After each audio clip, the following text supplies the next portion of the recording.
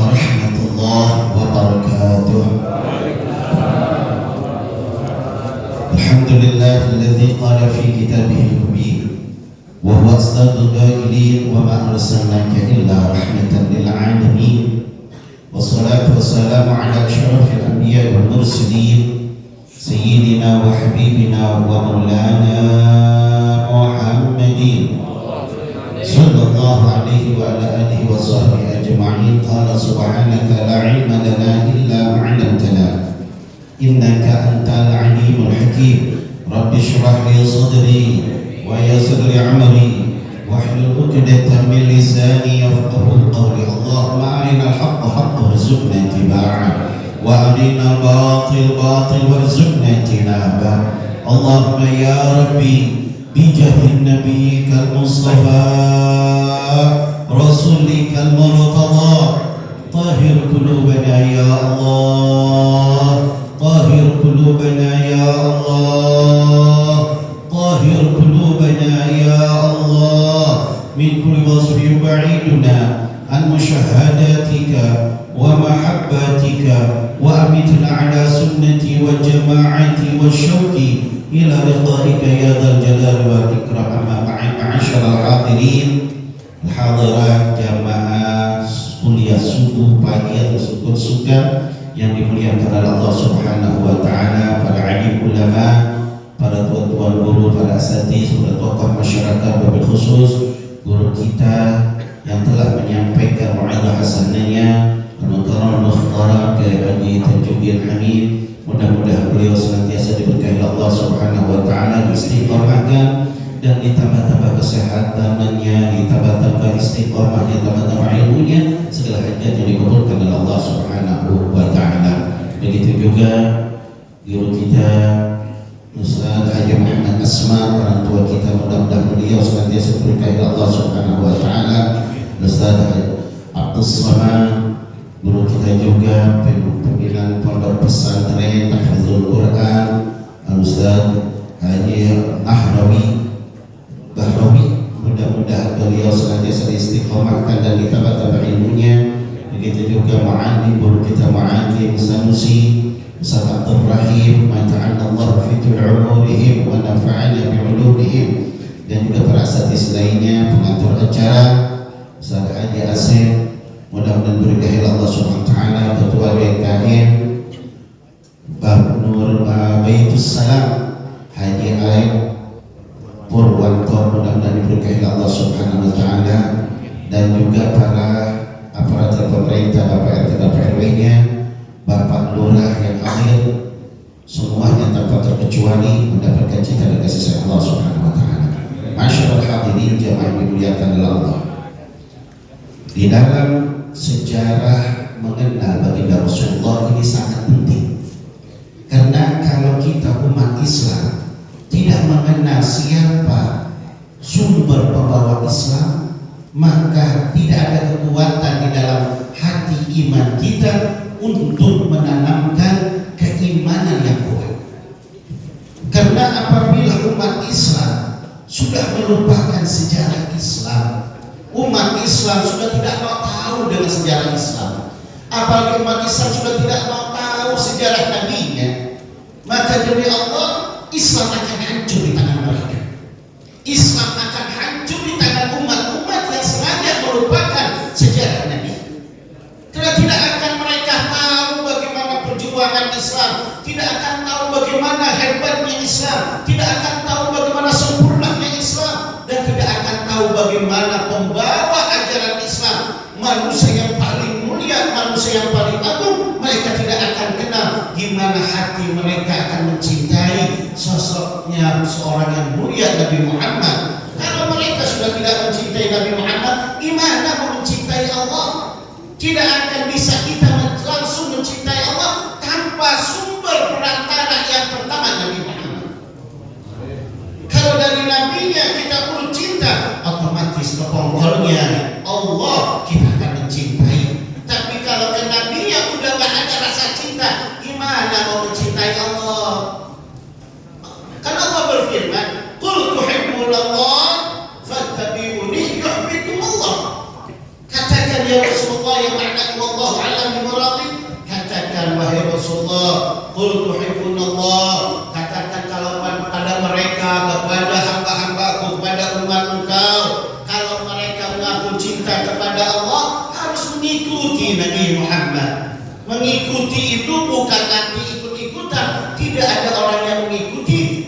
kecuali ada rasa cinta. Contoh Pak, Bapak cinta sama ulama, dandanannya ulama. Bapak cinta, orang-orang tua ini cinta sama artis, udah tua juga lakunya mentah lakunya, pakai lepis kacamata udah lanjut, masya Allah, udah gak ada. Kenapa gak ada hatinya? Karena tadi kecintaannya ngongkrong masih kesana kemari, nggak mikir usia udah lanjut. Coba kita lihat anak-anak kalau sudah cinta kepada artis, lihat dandanannya pengen kayak artis. Kalau anak-anak didasarkan cinta kepada agama, di pesantren ini lihat gayanya, lihat akhlaknya, lihat dandanannya. Makanya taruh dulu, mau cinta kepada Allah harus mengikuti Nabi Muhammad. Mengikuti Nabi Muhammad harus cinta sama Nabi Muhammad, harus kenal Nabi Muhammad, harus tahu siapa Nabi Muhammad. Baru yuhibbukum Allah, baru orang itu bisa cinta kepada Allah. Kalau Nabi-nya di belakangnya, gak bakal ada rasa cinta. Bohong kalau orang cinta kepada Allah, walaupun dia tahajud, walaupun dia ahli sedekah, walaupun dia ahli ibadah, tapi hatinya gak punya rasa cinta, gak punya rasa ta'zim, gak punya rasa muliakan Nabi Muhammad, bohong cintanya kepada Allah. Gak bakal kuat, karena lem yang paling kuat adalah cinta kepada Nabi Muhammad. Ada Imam Shibli. Imam Shibli ini seorang ulama yang terkenal, mencintai Nabi Muhammad luar biasa. Suatu ketika beliau lagi ziarah ke makam Rasul. Sembari beliau baca qasidah, terus saja baca qasidah dengan memuji-muji Nabi Muhammad, karena tidak akan memuji seseorang, tidak akan memuji seseorang kepada orang lain kecuali didasarkan dengan rasa cinta. Bapak bisa memuji anaknya kenapa? Cinta. Kita bisa memuji kekasih kita karena cinta. Makanya kalau orang cinta kepada Nabi Muhammad, demen dengan pujian-pujian Nabi Muhammad, demen dengan qasidah-qasidah yang memuji Nabi Muhammad. Tapi kalau ada orang yang gak ada cinta di hatinya kepada Nabi Muhammad, gak demen dengan pujian, gak demen dengan salawat. Kenapa?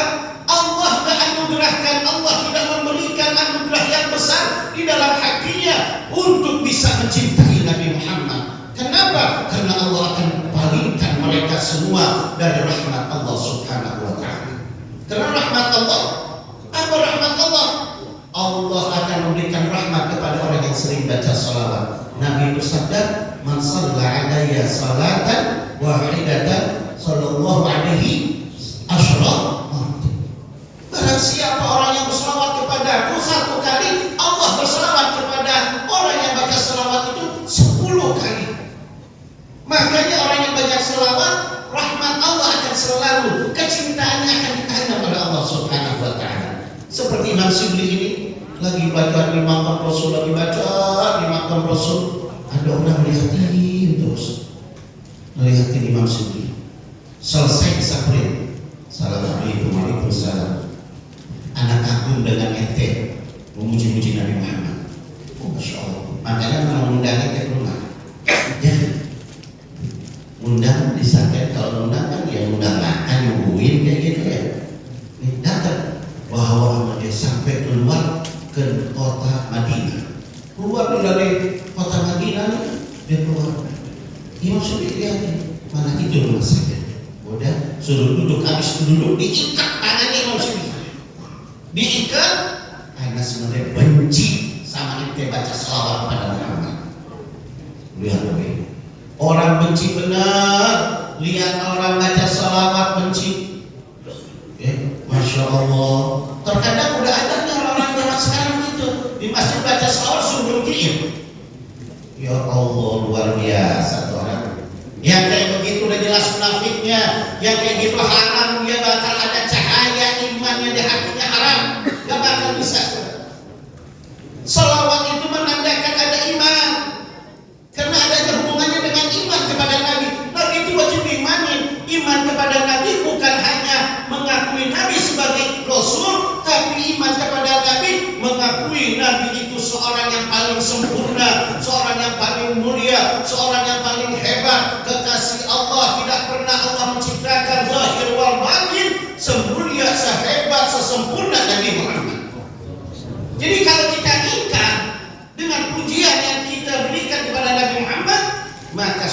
hatinya mereka hilang cahaya imannya.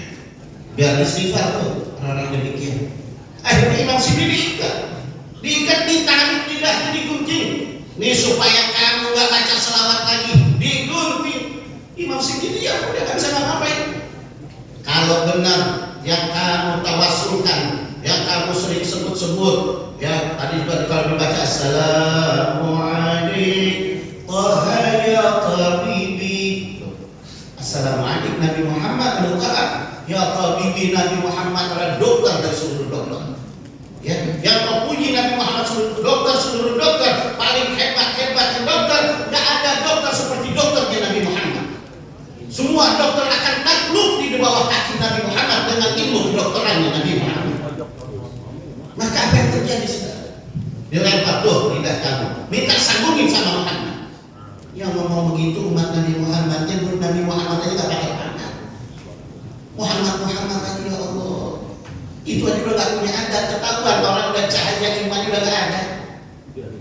Kalau kita, kalau ada umat Nabi, ahli taat, ahli Quran, ahli tahajud, sholat berjamaah di masjid gak pernah tinggal sedekah dermawan, tapi nyebut nama Nabi Muhammad aja gak ada hormatnya, kira-kira bagus apa enggak? Ya. Walaupun dia tahu kan, contoh begini, bapak punya anak rajin, disuruh kagak pernah ngebantah, bantuin orang tua, gak pernah nyakitin orang tua, tapi manggil bapak, kalau bapak namanya Gus mau mana Gus? Bagus gak tuh bocah kayak gitu? Iya kayak begitu, sama. Kita harus menyebut nama Nabi Muhammad. Dan bapak-bapak kalau dengar disebut nama Nabi Muhammad berselawat, baca selawat. Kenapa? Dan ada hadis Nabi alaihi wasallam mengatakan, bersabda Nabi alaihi wasallam, wailul liman lam yu'ani yaumil qiyamah. Neraka wil bagi umatku yang tak melihat aku di hari kiamat. Sahabat bertanya, siapa ya Rasulullah? Idza zukirtu falam yusalli alaihi. Di mana dijelaskan namaku, dia dengar, kupingnya kagak budak, dia bisa bicara kagak ganggu, tapi dia enggak berselawat kepadaku, enggak baca selawat kepadaku. Pada saat namaku dijelaskan dia diam aja. Itu manusia umatku yang begitu gak bakal melihat aku di yaumil qiyamah. Neraka rel bagi mereka semua. Makanya kalau disebut nama Nabi Muhammad, apa ruginya? Kita berselawat dapat rahmat. Nggak susah kita berselawat. Ayo berselawat kalau dengar nama Nabi Muhammad sallallahu alaihi wasallam. Allahumma shalli wa sallim wa barik.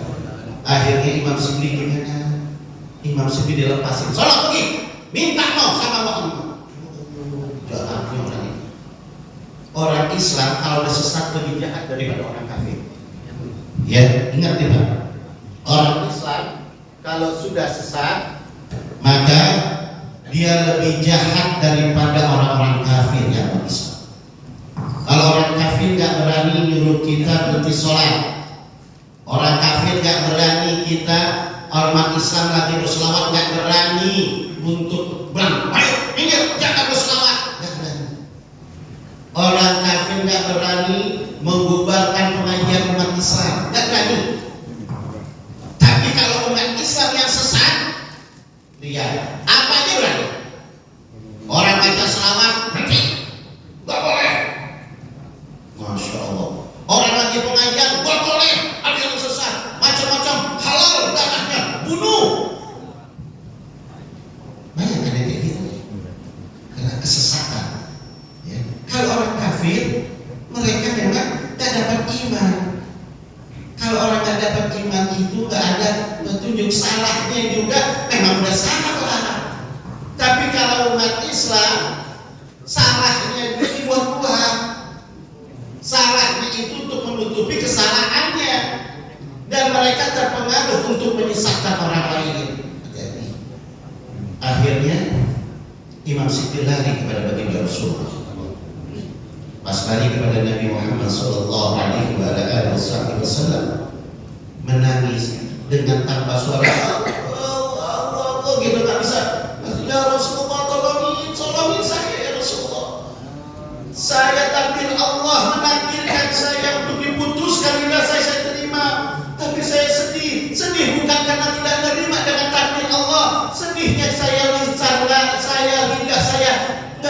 salawat lagi kepada Engkau.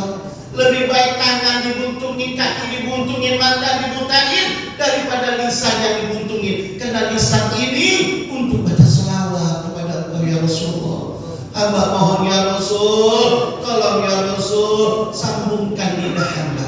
Maka pada saat ya Sibli keluar salat, mana lidahnya? Keluar tangan, disambungin Bismillahirrahmanirrahim. Nah, buka mulut, Bismillah. Nempel, hari itu juga nempel tanpa dijahit, tanpa ada apapun, nempel rata hadis. Luar biasa. Kena jadi Nabi Muhammad. Apakah Nabi Muhammad gak sanggup kayak begitu? Sanggup. Kenapa? Seizin Allah.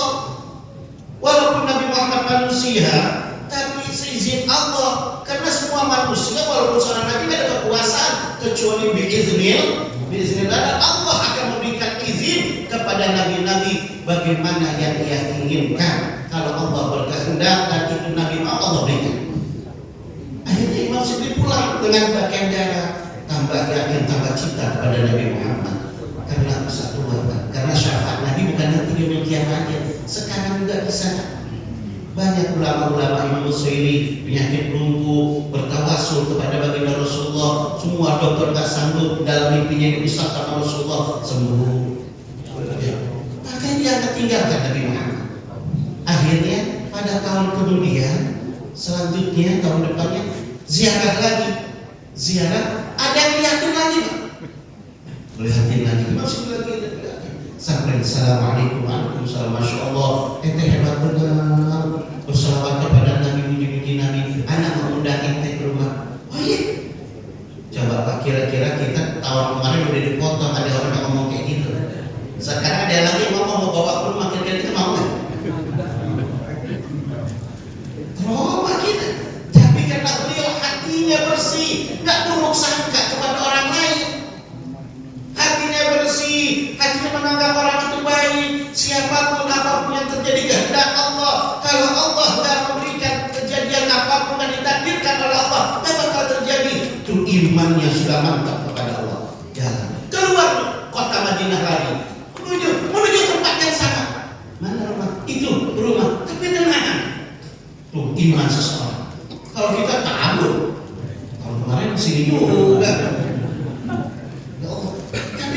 Sini tenang, kena yakin sama Allah. Apapun yang terjadi pasti kehendak Allah.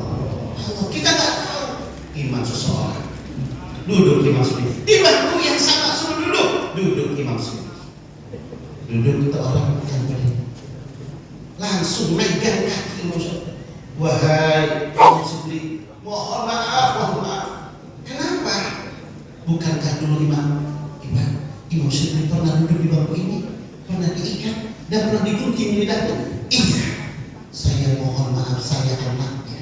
Itu tingkah laku bapak saya yang anti salawat, nggak demen dengan kemuliaan Nabi. Maka saya mohon maaf. Ridhoi bapak saya, tolong maafin bapak saya. Emang kenapa bapak ente? Dibawa ke kamar, di dalam kamar ada kerangkeng, ya, kandang dari besi. Waktunya ada monyet gede benar. Ini siapa? Ini bapak saya. Kenapa bapak ente? Pada saat beliau mengunjungi engkau dan engkau lari, tidak lama Allah rubah wujudnya jadi monyet. Orang yang anti salawat, orang yang ingkar, Allah bentuk wujudnya jadi monyet. Karena dia benci, udah datang sama salawat, dia benci sama yang orang salawat, monyet.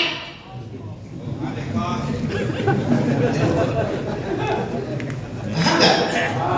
Ini kejadian. Jangan dulu. Jadi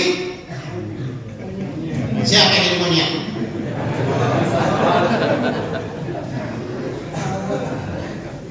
Begitu saudara. Masya Allah. Langsung Masya Allah. Tolong wahai Imam Sibli, maafkan dan doain supaya orang tua saya gak jadi monyet lagi. Dan saya berjanji niat dalam hati, saya akan berselawat tiap hari. Paling sedikit saya akan berselawat 1000 kali kepada Nabi Muhammad. Kalau Allah mewujudkan lagi menyalin rupa ayah saya menjadi manusia. Imam Sibli berdoa, ya Allah, Saya sudah maafkan ya Allah dari pertama kejadian ya Allah. Sekarang ya Allah mohon ya Allah rubah wujudnya ya Allah menjadi manusia. Lihat, kalau iman para ulama, hati para ulama gak ada dendam, gak hasud, gak dengki kepada orang lain ya. Walaupun disakitin, hari itu disakitin, hari itu digunting lidahnya, sudah maafin, udah maafin, saya maafin. Tapi kenapa kau dijadikan oleh Allah monyet? Karena buat pelajaran bagi orang-orang yang anti sholawat. Kalau Anda nggak mau berselawat, silahkan, tapi Anda jangan melarang orang yang berselawat. Allah marah. Karena kalau Anda melarang orang yang berselawat, berarti Anda tidak setuju dengan Allah berselawat kepada Nabi Muhammad, dengan rahmat yang Allah turunkan yang tadi telah dijelaskan, rahmat Allah berselawat kepada kita, rahmat Allah. Berarti Anda tidak mau orang-orang mendapatkan rahmat. Makanya Allah marah. Marahnya karena bukan sebab dia menzalimi, tapi sebabnya dia ingkar dengan selawat Nabi. Udah itu dia menzalimi kepada orang lain. Maka Imam Syafi'i langsung berdoa, ya Allah, langsung hari itu Allah wujudkan lagi seperti manusia. Langsung dia bilang, ya Imam Syafi'i mohon maaf. Habis dia mohon maaf, dimaafkan oleh Imam Syafi'i, dan anaknya berjanji untuk baca selawat 1000 kali dalam sehari. Bapaknya langsung meninggal, tapi meninggal sudah mendapatkan ya maaf dan sudah yakin kepada Allah Subhanahu wa taala dan kepada Nabi Muhammad. Ya. Itu lihat satu. Ini ada kisah dari Sayyidul Wahid Abu Ya Sayyidul Habib Muhammad bin Amr bin Abbas al-Maliki al-Hasan. Ini kisah waktu lagi saya ada di Mekah ya, beliau mengkisahkan beliau tuh lagi jalan safari dakwah, di antaranya beliau ke Somalia. Beliau datang ke Somalia, beres pas saat datang ada baca maulid kayak gini, ada baca maulid. Terus beliau melihat semua orang duduk, dari pertama baca ya Rabbi sholli ala Muhammad duduk, tapi ada satu orang diri terus sampai orang diam, mahal diam, beliau diri sampai orang selesai, duduk diri sampai bubar baru pulang. Abu ya, Nabi mendekorasi. Terus dipanggil, mana siapa yang orang lagi? Siapa ini?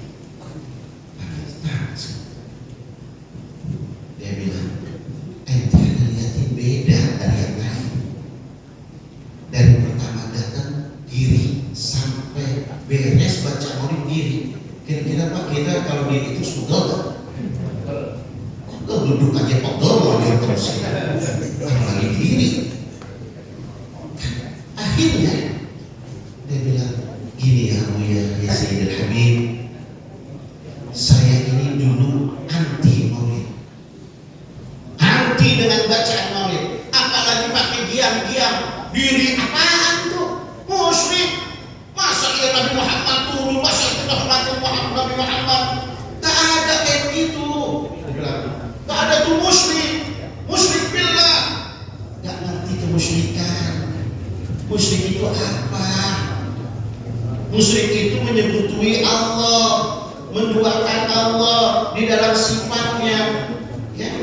Kalau kita tidak mengagungkan Nabi Muhammad, tidak menyamakan Nabi Muhammad dengan Allah, tidak menuhankan Nabi Muhammad, tapi mengagungkan Nabi Muhammad karena Nabi Muhammad memang diagungkan oleh Allah.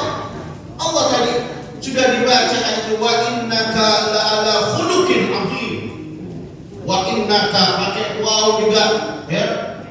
Bisa dikatakan wawnya jadi kita masukkan waw ini taukid, inna harfu taukid la'ala jadi taukid lagi. Khuluqin azim. Udah Allah jelaskan dalam Al-Quran. Sungguh, pakai sungguh tidak ada lagi budi pekerti yang sangat agungnya hanya engkau yang memiliki. Akhlak yang mulia, akhlak yang hebat hanya Nabi Muhammad. Begitu.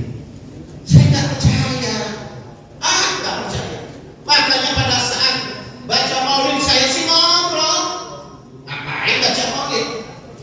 diem aja.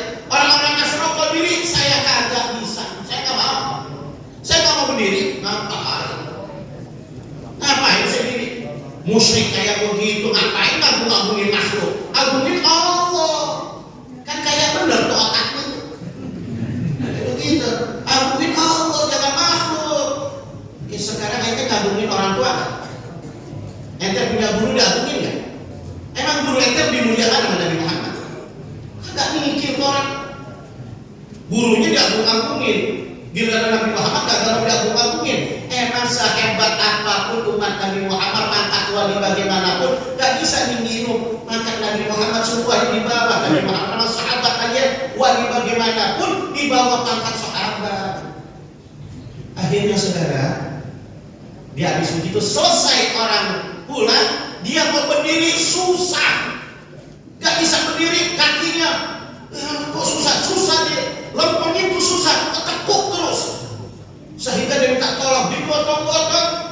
Ya Allah, kok bisa begini? Karena kaki tidak menghormat Nabi Muhammad dan Syaitan. Akhirnya dia menangis dinasihati. Kenapa kamu gak bisa begitu? Apa hati kamu? Apa jeleknya hati kamu kepada acara maulid ini? Dia bilang, saya tidak mau berdiri, saya anggap musyrik, dan saya tidak percaya dengan keagungan Nabi Muhammad. Itu teguran. Dia renungin, Allah berikan hidayah. Akhirnya saya menangis, saya mohon ampun kepada Allah, saya berselawat kepada Nabi Muhammad. Akhirnya Nabi SAW dalam mimpi saya dia bilang, engkau akan bangun kembali di tempat dalam Nabi Muhammad dalam mimpinya. Akhirnya dia bangun dan dia nazar, ya Allah, bila saya bisa bangun lagi, bisa berdiri, maka di mana ada maulid saya tidak akan duduk, saya akan berdiri selama bagaimanapun itu maulid, selama itu saya akan berdiri untuk menghormati Nabi Muhammad.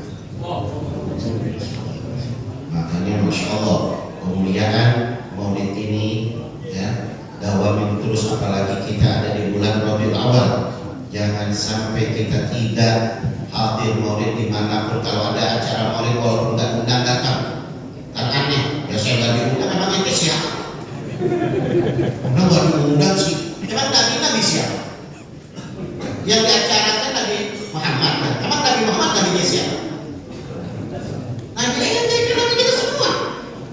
Kenapa itu lah? Karena nggak diundang. Kalau penceramah diundang wajar. Kalau jamaah tetanggaan, yang ada yang boleh kayak gini kan begitu. Yang ada ini kelompok wahanmu, yang ada ini bukan pengajian saya, yang ada ini juga bukan majelis saya. Astagfirullah. Zaman sekarang bersih hati kita, bersih. Ya, kecuali memang kita ada halangan. Kenapa nggak datang? Ya Allah, saya ada urusan. Ya Allah, saya ada ini, mohon maaf, saya ada urusan ini, nggak jadi masalah. Intinya jamaah semua tanamkan rasa cinta Muhammad kepada Nabi Muhammad. Ikuti ajaran Nabi Muhammad, ikuti ajaran pewaris Nabi Muhammad, ulama salaf dan saleh. Ikuti guru-guru kita semua. Mudah-mudahan apa yang kita sampaikan menjadikan ilmu yang barakah manfaat. Hadanallahu wa iyyakum ajma'in. Wallahu a'lam bishawab. Assalamualaikum warahmatullahi wabarakatuh.